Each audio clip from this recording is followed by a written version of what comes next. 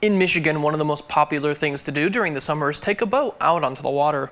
This also makes it one of the easiest ways to get into legal trouble. Rules governing boater safety are at the federal, state, and local level.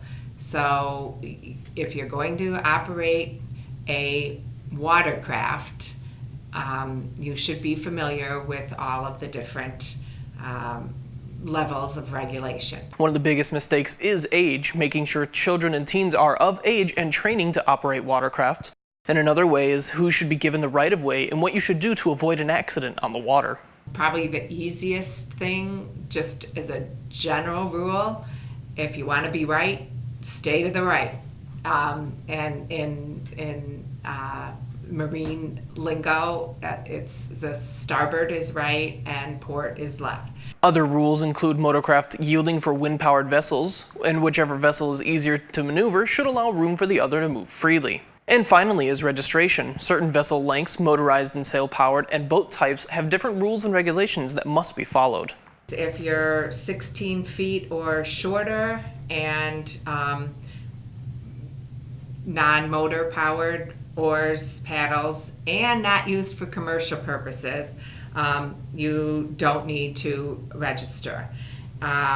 If it's a non-commercial canoe, kayak, windsurfer, surfboard, stand-up paddleboard, you don't need to register. And if you're registered in another state, you don't need to. There are resources available for exact rules and regulations, allowing you to stay up to date on anything that may be changed or adjusted. The last thing I want to just say that there are great resources out there for people that want to be informed. The U.S. Coast Guard has a good website. The Handbook of Michigan Boating Law and Responsibility put out by the DNR is excellent, and it's very user-friendly. You can go right online, click to the area that you're concerned about, and look through that and get some information. So with that, I think if you stay informed and follow the rules, it can be a safe and fun summer for everyone. With today's Legal Minute, I'm Wyatt Van Dynen.